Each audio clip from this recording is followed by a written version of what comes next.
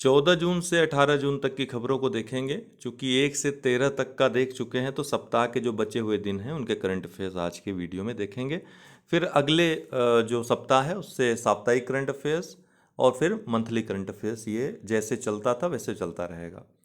14 जून को विश्व रक्तदाता दिवस के रूप में मनाया जाता है। विश्व स्वास्थ्य संगठन के द्वारा 2004 में इसकी स्थापना की गई थी और 2005 से ये मनाया जाता है प्रतिवर्ष। 14 जून को दरअसल 1868 में कार्ल लैंडस्टीनर का जन्म हुआ था। कार्ल लैंडस्टीनर वो चिकित्सक थे जिन्होंने रक्त समूह की खोज की थी, जो आपको रक्त चढ़ता है, बी ABO, ये सभी की खोज किसने की थी? कार्ल लैंडस्टीनर ने। रक्त परिसंचरण तंत्र की खोज विलियम हार्वे ने की थी 1628 में। तो अंतर है, याद रखिएगा। फीफा अंडर 20 विश्व कप 2023 ये उरुग्वे ने जीत लिया इटली को हराकर, और उरुग्वे ने इतिहास में पहली बार अंडर 20 फीफा विश्व कप जीता है फुटबॉल का। भुवनेश्वर यहाँ पर उड़ीसा की राजधानी है। पहला जनजातीय खेल महोत्सव संपन्न हुआ, पुरुष और महिला दोनों वर्गों का, जिसमें उड़ीसा दोनों वर्गों में विजेता रहा। अभ्यास एक्वेरिन ये भारत और मालदीव के बीच हाल ही में संपन्न हुआ 12वां अभ्यास था। मुंबई ट्रैफिक पुलिस ने हाल ही में 14 जून को नो हार्निंग डे घोषित किया। इस दिन गाड़ियां जो हैं हॉर्न नहीं बजाएंगी, ध्वनि प्रदूषण को रोकने के लिए। ध्वनि प्रदूषण से आपको पता होगा कि वर्तमान समय में कई डिजीज़ हैं जिसमें दिमाग संबंधी डिजीज़ेज ज़्यादा हैं, वो बढ़ रही हैं, माइग्रेन आदि की समस्या उत्पन्न हो रही है। न्यूनतम समर्थन मूल्य MSP खरीफ फसलों के लिए 2023-24 के लिए घोषित कर दिए गए। ये 10 वर्षों में दूसरी सबसे बड़ी वृद्धि की गई है, ऐसा सरकार दावा कर रही है भी ऐसा। धान पहले 2040 रुपये प्रति क्विंटल था, अभी 2183 रुपये प्रति क्विंटल हो गया है। 143 रुपये की वृद्धि हुई है धान में। ग्रेड A धान में भी 143 रुपये की वृद्धि हुई है। अब ये 2203 रुपये हो गया था, जो कि पहले 2060 रुपये था। मक्का 2090 हो गया है 1962 से। अरहर 7000 हो गया है 6600 से। मूंगफली 6377 रुपये हो गया है 5850 रुपये से। शक्तिकांत दास जो कि RBI गवर्नर हैं, इनको सेंट्रल बैंकिंग संस्था लंदन की जो है उसके द्वारा गवर्नर ऑफ द ईयर नामित किया गया है। 2015 में रघुराम राजन जो तत्कालीन RBI गवर्नर थे, उनको भी ये सम्मान मिल चुका है। ये दूसरे सम्मान प्राप्त करता है शक्तिकांत दास जी जो हैं। राजा पर्व या रजा पर्वा ये उड़ीसा में एक कृषि उत्सव है, ठीक है, जो कि मनाया जा रहा है।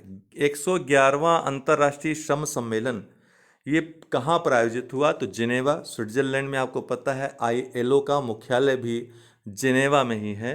भूपेंद्र यादव के द्वारा, जो पर्यावरण मंत्री हैं भारत में, इनके द्वारा संबोधित किया गया इस सम्मेलन को। वैश्विक दास्ता सूचकांक 2023 ILO के द्वारा तैयार की गई और जारी इसको वाकफी संस्था द्वारा किया गया। ILO विश्व जो अंतर्राष्ट्रीय श्रम संगठन है, ये संयुक्त राष्ट्र का सबसे पुराना निकाय है। 1919 में इसकी स्थापना हुई थी, जिनेवा में मुख्यालय है इसका। G20 राष्ट्र आधुनिक गुलामी को बढ़ावा दे रहे हैं। भारत में 11 मिलियन लोग आधुनिक गुलाम की तरह जीवन जी रहे हैं। ये दो महत्वपूर्ण बातें थीं इस रिपोर्ट की।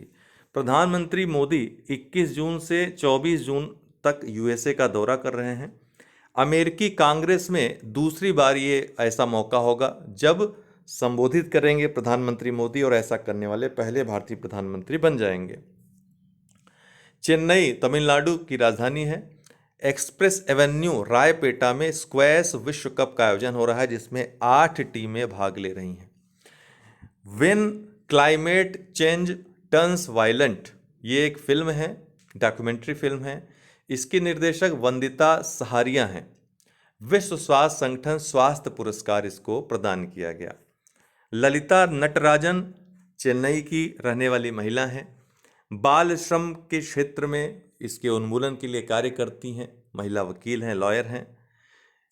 बाल श्रम उन्मूलन के लिए इनको अमेरिका का इकबाल मसीह पुरस्कार प्रदान किया गया। विहू कुह महोत्सव, देखिए विहू जो उत्सव है, बिहू जो नृत्य है, ये असम का है। लेकिन बिहू कुह महोत्सव ये अरुणाचल प्रदेश में मनाया जाता है, वहाँ की तांगसा जनजाति के द्वारा। किस किस जनजाति के द्वारा? तांगसा जनजाति, अरुणाचल प्रदेश।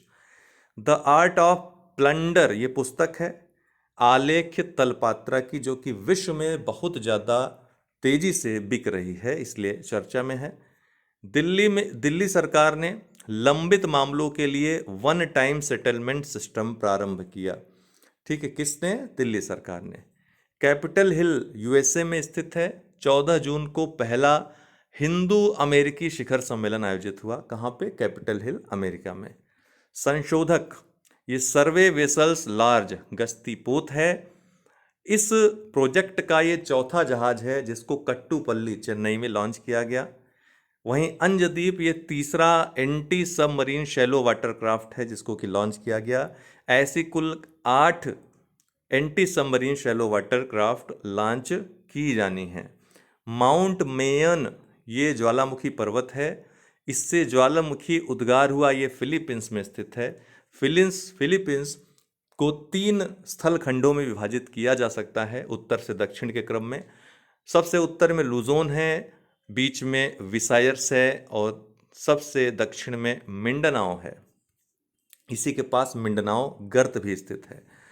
उत्तर प्रदेश जेलों को सुधार गृह के रूप में तब्दील करने के लिए दिशा निर्देश जारी किए गए सरकार के द्वारा। नए जेल मैनुअल को भी इसके साथ मंजूरी दी गई।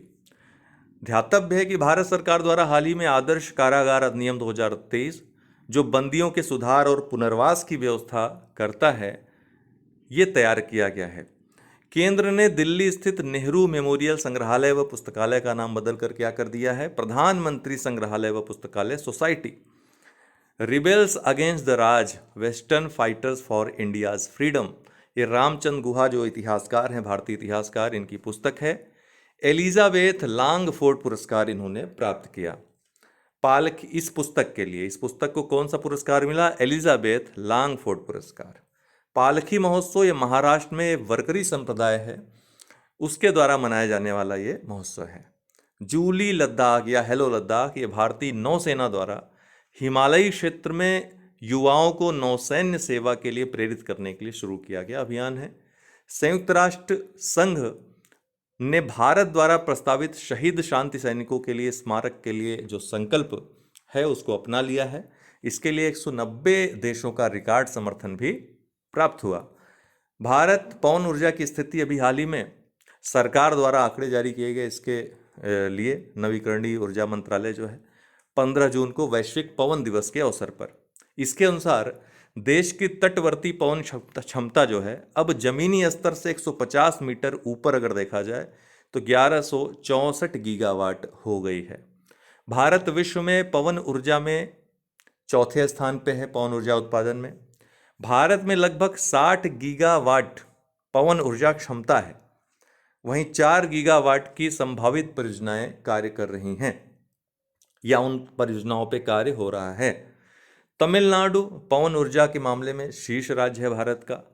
सरकार की पहले पवन ऊर्जा को बढ़ावा देने के लिए जो 2 प्रमुख पहले हैं, राष्ट्रीय पवन सौर हाइब्रिड नीति 2018, राष्ट्रीय अपतटीय पवन ऊर्जा नीति 2015। भारत ने 2070 तक, ध्यान रखिएगा कि भारत को कार्बन तटस्थ बनाने के लिए एक लक्ष्य रखा है और उस लक्ष्य को पाने में ये जो पहले हैं ये महत्वपूर्ण भूमिका निभाएंगी। तमिलनाडु, राजस्थान और गुजरात को इसके लिए सम्मानित किया गया पवन ऊर्जा के क्षेत्र में कार्य करने के लिए। नोट करने वाली बात है कि राष्ट्रीय पवन ऊर्जा संस्थान जो पवन ऊर्जा को बढ़ावा देने के लिए जिम्मेदार संस्था है, नोडल संस्था है, इसका हेडक्वार्टर चेन्नई में है, तमिलनाडु में। आज के लिए इतना ही। बहुत बहुत धन्यवाद।